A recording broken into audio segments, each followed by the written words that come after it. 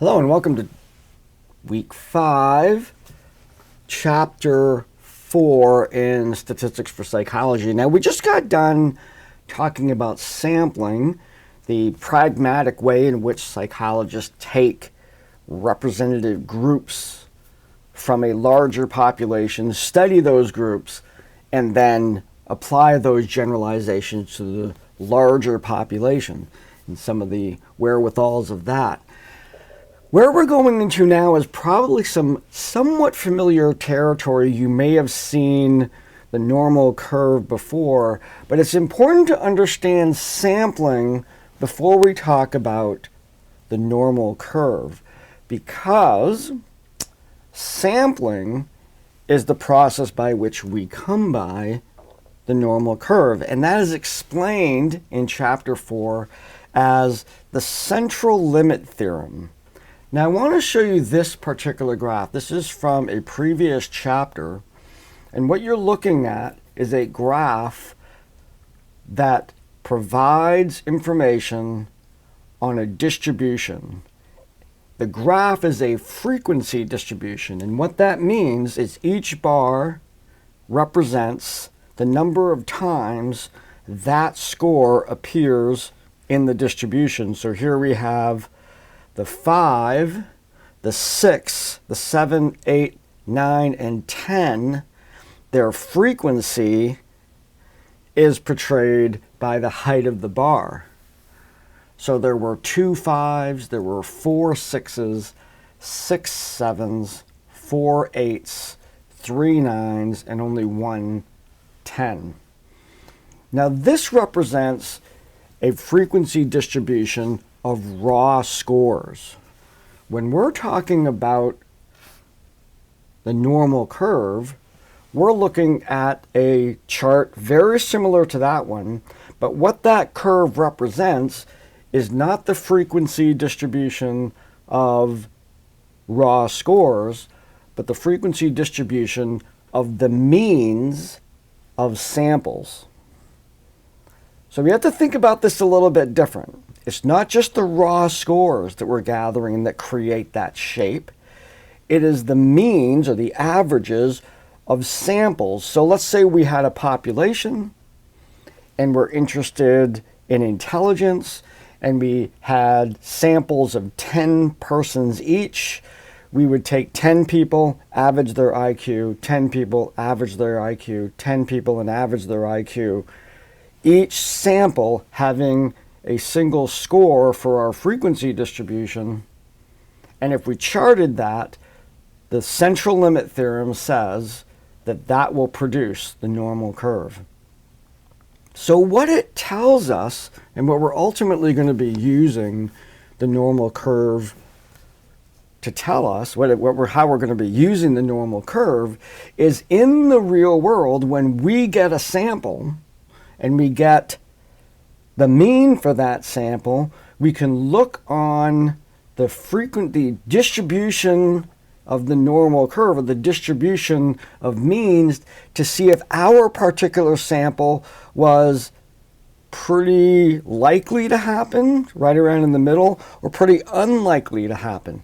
Now, what this means is, if you look at the actual shape of that curve, and let me go right to it here. There's some other information on here, but you have this curve. This represents all those little bar graphs, all those little bars, and of course the one right in the middle is the most likely, and then off to the right, those scores along the bottom become increasingly less likely, and then from the middle down, we can see those scores along the bottom axes as you go to the left become increasingly unlikely. And it's a symmetrical curve.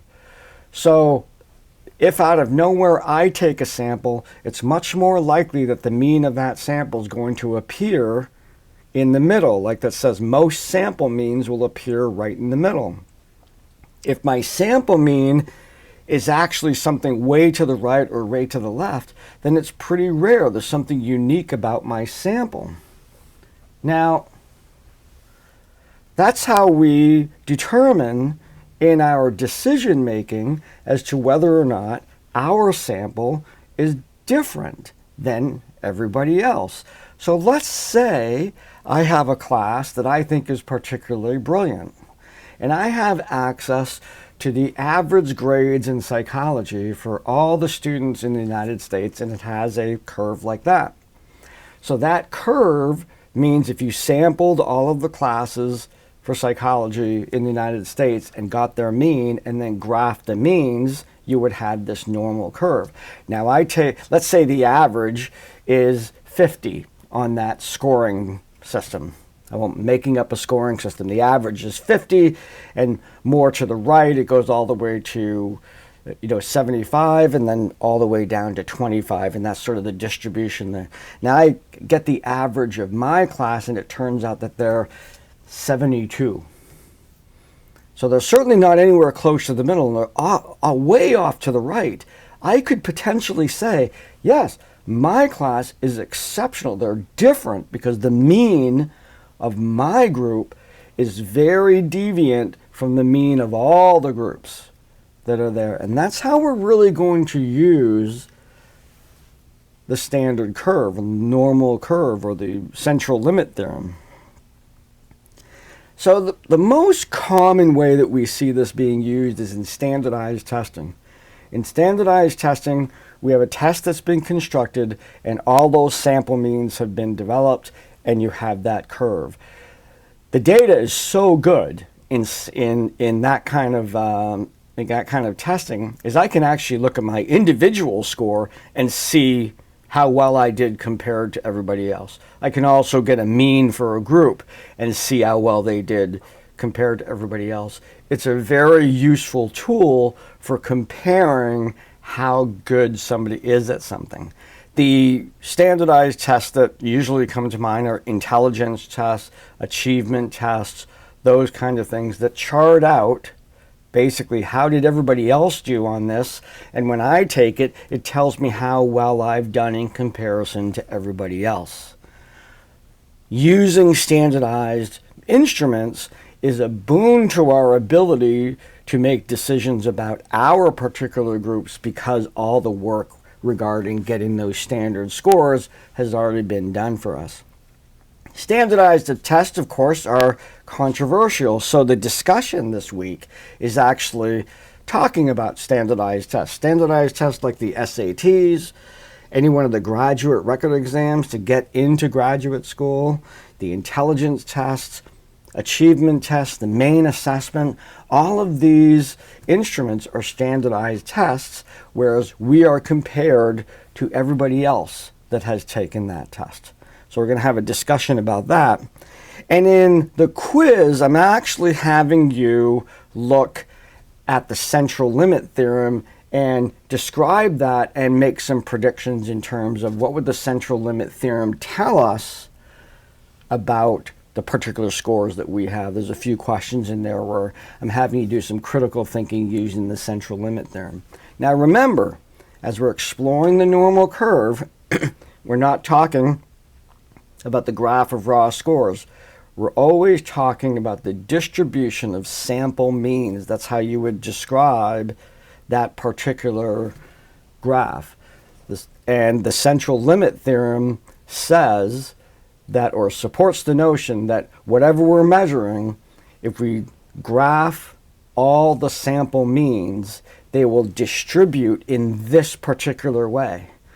Later in the class, we're going to start looking at the percentages of scores that we find in different areas underneath this graph. And that will represent just how unlikely or just how likely our sample mean is compared to all the sample means.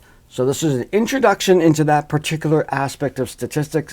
It's a piece of statistics that will continue to be with us when we start talking about significance, when we start talking about percentiles, when we start talking about those kinds of conclusions that we can make that give weight to our studies. So I will see you in the discussion boards, and enjoy this week, and have a great week.